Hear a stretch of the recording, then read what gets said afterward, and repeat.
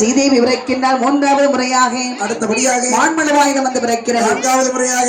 இப்படி ஒவ்வொரு முறையாக அமிர்தம் கிடைக்க ஒவ்வொரு பொருளாக பிறக்கிறது.